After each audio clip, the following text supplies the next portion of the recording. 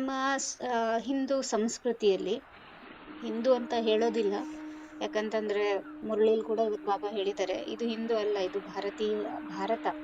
ಹಿಂದೂ ಅನ್ನೋ ಹೆಸರು ಹೇಗ್ ಬಂತು ಅನ್ನೋದು ಕೂಡ ನಿಮಗೆ ಗೊತ್ತಿದೆ ಅನ್ಸುತ್ತೆ. ಗೊತ್ತಿಲ್ಲ ಅಂದ್ರೆ 2 ನಿಮಿಷದಲ್ಲಿ ಹೇಳ್ಬಿಡ್ತೀನಿ.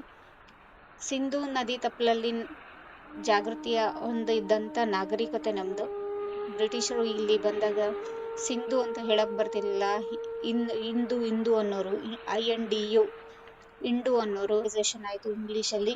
ಅದು ಇಂಡಸ್ ಹೋಗಿ ಹಿಂದೂಸ್ ಆಯ್ತು. ಆಮೇಲೆ ಹಿಂದೂಸ್ತಾನ ಅಂತ ಹೆಸರು ಬಂತು. ಇಲ್ಲಿರುವ ಧರ್ಮದವರನ್ನ ಹಿಂದೂಗಳು ಅಂತ ಕರೀಲಿಕ್ಕೆ ಸ್ಟಾರ್ಟ್ ಮಾಡಿದ್ರು. ಆದರೆ ಅದಕ್ಕೂ ಮುಂಚಿಂದ ನಾವಿದ್ದಿದ್ದು ಭಾರತೀಯರು. ನಮ್ದು ಆದಿ ಸನಾತನ ದೇವಿ ದೇವತಾ ಧರ್ಮ. ಅದು ಕ್ರಮೇಣ ಆ ಹೆಸರೇ ಮರೆಮಾಚಿ ಹೋಗುವಷ್ಟು ಪ್ರಭಾವವನ್ನ ಬ್ರಿಟಿಷರು ಇಲ್ಲಿ ಬಂದಾಗ, ಬ್ರಿಟಿಷರು ಅನ್ನೋಕ್ಕಿಂತ ಯಾರೆಲ್ಲ ಪೋರ್ಚುಗೀಸರು ಮತ್ತೆ ಇನ್ನೆಲ್ಲ ಬಂದ್ರು ಅವರೆಲ್ಲರಿಂದಾಗಿ ಇದು ಆಯ್ತು.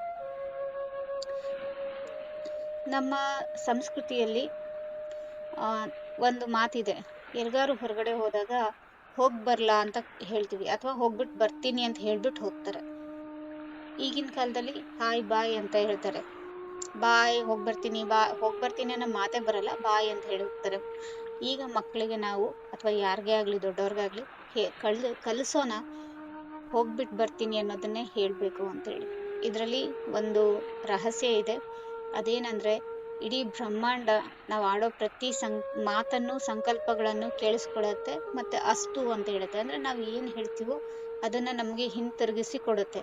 ಹೋಗ್ತೀನಿ ಅಂದ್ರೆ ಬಾ ಅಂತ ಹೇಳ್ತಾ ಇದ್ದೀನಿ ಅಂದ್ರೆ ನಾನು ಹಿಂತಿರುಗಿ ಬರಲ್ಲ ಅನ್ನೋದು ಖಾತ್ರಿ ಅದಕ್ಕೆ ಅಕಸ್ಮಾತ್ ಚಿಕ್ಕ ಪುಟ್ಟ ಆಕ್ಸಿಡೆಂಟ್ ಆದ್ರೂ ಕೂಡ ಅದೇನ್ ಹಿಂತಿರುಗಿ ಕಳಿಸುವ ಜವಾಬ್ದಾರಿ ಹೊತ್ಕೊಳ್ಳಲ್ಲ. ವಿಧಿ ಕರೆದಾಗ ಹೋಗ್ಲೇಬೇಕು, ಅದು ಬೇರೆ ವಿಚಾರ. ಆದ್ರೆ ಎಷ್ಟೋ ಸರಿ ಚಿಕ್ಕದಕ್ಕೇನೆ ವಾಪಸ್ ಮನೆಗ್ ಬರ್ದಲೆ ಆಸ್ಪತ್ರೆಗೆ ಹೋಗುವಂತ ಪರಿಸ್ಥಿತಿ ಬರುತ್ತೆ. ಆದ್ರೆ ನಾವ್ ಯಾವಾಗ್ಲೂ ಹೋಗ್ಬಿಟ್ಟು ಬರ್ತೀನಿ ಅಂದಾಗ, ಬರ್ತೀನಿ ಅನ್ನೋ ಶಬ್ದಕ್ಕೆ ಕೂಡ ಬೆಲೆ ಕೊಟ್ಟು ಇಡೀ ಬ್ರಹ್ಮಾಂಡ ನಮಗೆ ಹಿಂತಿರುಗಿ ಮನೆಗೆ ಕಳಿಸ್ಲಿಕ್ಕೆ ವ್ಯವಸ್ಥೆಯನ್ನ ಮಾಡುತ್ತೆ. ಬ್ರಹ್ಮಾಂಡಕ್ಕೆ ಸರಿ ಯಾವುದು ತಪ್ಪು ಯಾವುದು ಗೊತ್ತಿಲ್ಲ, ಅದಕ್ಕೆ ಇಂಟೆಲಿಜೆನ್ಸ್ ಕೊಟ್ಟಿಲ್ಲ, ವಿಲ್ ಪವರ್ ಕೂಡ ಕೊಟ್ಟಿಲ್ಲ ಯೋಚನೆ ಮಾಡ್ಲಿಕ್ಕೆ. ನಾವ್ ಏನ್ ಹೇಳ್ತೀವೋ ಅದನ್ನ ಹಿಂತಿರುಗಿಸಿ ಕೊಡುತ್ತೆ. ಹಾಗಾಗಿ ನಾವೆಲ್ಲರೂ ಹೋಗ್ಬಿಟ್ಟು ಬರ್ತೇನೆ ಅಂತ ಹೇಳ್ಬೇಕು. ಇದನ್ನ ನಮ್ಮ ಮನೆಯಲ್ಲಿರೋರ್ಗೆ ಅಭ್ಯಾಸ ಮಾಡಿಸೋದು ಒಳ್ಳೇದು ಅನ್ನೋದು ನನ್ನ ಅಭಿಪ್ರಾಯ. ಓಂ ಶಾಂತಿ. ಈ ಬ್ರಹ್ಮಾಂಡಕ್ಕೆ ಬಹಳ ಶಕ್ತಿ ಇದೆ. ನಾವು ಬ್ರಹ್ಮಾಂಡದ ಶಕ್ತಿಯನ್ನ ಅರಿತುಕೊಂಡಾಗ ನಿಜಕ್ಕೂ ನಮಗ್ ಬೇಕಾಗಿದ್ದನ್ನ ಸರಿಯಾದ ರೂಪದಲ್ಲಿ ಪಡ್ಕೊಳ್ಬಹುದು. ಬೇರೆ ಯಾರದೇ ಜೀವನದ ಆಗು ಹೋಗುಗಳನ್ನ ನೋಡಿ ಅದು ನನಗೆ ಆಗತ್ತೆ ಅಂತ ಒಂದು ಸಂಕಲ್ಪ ಮಾಡಿದ್ರು ಸಾಕು, ಅದು ನಮ್ಗಾಗತ್ತೆ. ಉದಾಹರಣೆಗೆ, ಇತ್ತೀಚಿನ ದಿನಗಳಲ್ಲಿ ವಾಟ್ಸಪ್ ಶುರುವಾದಾಗಿಂದ ಅನೇಕರು ಯಾರಿಗೋ ಏನೋ ಆಯ್ತು, ಮಕ್ಕಳು ಮೋಸ ಮಾಡಿದ್ರು, ಕೆಲವರಿಗೆ ತಂದೆ ತಾಯಿ ಮೋಸ ಮಾಡಿದ್ರು, ಅಣ್ಣ ತಮ್ಮಂದ್ರು ಮೋಸ ಮಾಡಿದ್ರು. ಈವನ್ ಸಿನಿಮಾಗಳಲ್ಲೂ ಇದು ಬಂದಿದೆ. ಮಕ್ಕಳು ಮೋಸ ಮಾಡ್ತಾರೆ, ಮಕ್ಳಿಗೆ ಆಸ್ತಿ ಬರಿಬಾರ್ದು, ಈ ತರ ಎಲ್ಲ ಬಂದಿದೆ. ಇದೆಲ್ಲ ಬಂದಾಗ, ಅಥವಾ ಹೆಂಡತಿ ಮೋಸ ಮಾಡ್ತಿದ್ದಾಳೆ, ಗಂಡ ಮೋಸ ಮಾಡ್ತಾನೆ, ಪ್ರೇಯಸಿ ಮೋಸ ಮಾಡ್ತಾರೆ, ಇವೆಲ್ಲ ಕೆಲವೊಂದು ಘಟನೆಗಳನ್ನ ನಾವು ನೋಡಿರ್ತೀವಿ, ಓದಿರ್ತೀವಿ.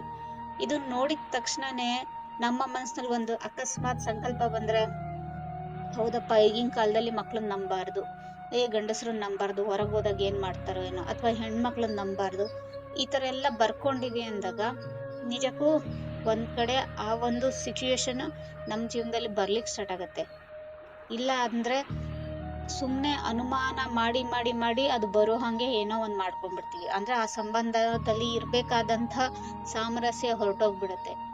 ಇಂಥ ಕಥೆಗಳು ಅಥವಾ ಸನ್ನಿವೇಶಗಳು ಯಾರದೇ ಕೇಳಿದ್ರು ಕೂಡ, ಭಗವಂತ ಥ್ಯಾಂಕ್ಸ್ ಅಪ್ಪ, ನನಗೆ ಇಂಥ ಪರಿಸ್ಥಿತಿಯನ್ನು ಇಟ್ಟಿಲ್ಲ, ನನ್ನನ್ನು ಯಾವಾಗ್ಲೂ ಚೆನ್ನಾಗಿಟ್ಟಿದ್ಯಾ, ಇನ್ನು ಮುಂದೆ ಕೂಡ ಚೆನ್ನಾಗಿಡ್ತೀಯಾ, ಥ್ಯಾಂಕ್ಸ್ ಅಂತ ಭಗವಂತನಿಗೆ ಹೇಳಿದಾಗ, ನಾವು ಏನು ಮುಂಚೆ ಬರ್ಕೊಂಬಂದಿದೀವಿ ಆ ಪ್ರಾರಬ್ಧವನ್ನು ಮಾತ್ರ ಅನುಭವಿಸ್ತೀವಿ.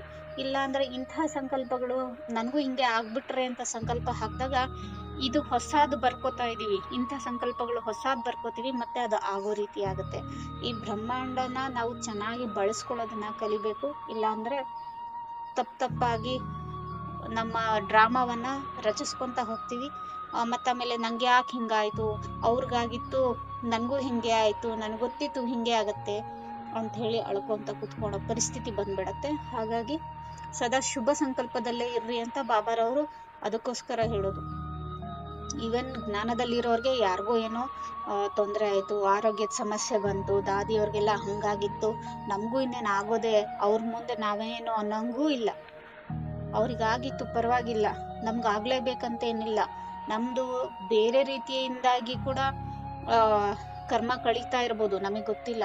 ಬಾಬಾರವ್ರು ನಾನು ಸದಾ ಚೆನ್ನಾಗಿಟ್ಟಿರ್ತಾರೆ ಅನ್ನೋದು ಅಷ್ಟೇ ಇರ್ಬೇಕೆ ಹೊರತು ಯಾವುದೇ ಕಾರಣಕ್ಕೂ ಯಾರ ಜೊತೆಗೂ ಕಂಪೇರೇ ಮಾಡ್ಕೊಳಕ್ ಹೋಗ್ಬೇಡಿ. ನನಗೂ ಹಂಗಾಗ್ಬಿಟ್ರೆ ಅನ್ನೋ ಸಂಕಲ್ಪ ಅಂತೂ ಯಾರೂ ಹಾಕ್ಬೇಡಿ. ಬಾಬಾ ಚೆನ್ನಾಗಿಟ್ಟಿರ್ತಾರೆ ಅನ್ನೋ ಒಂದೇ ದೃಢ ನಿಶ್ಚಯ ಇರಲಿ. ಓಂ ಶಾಂತಿ.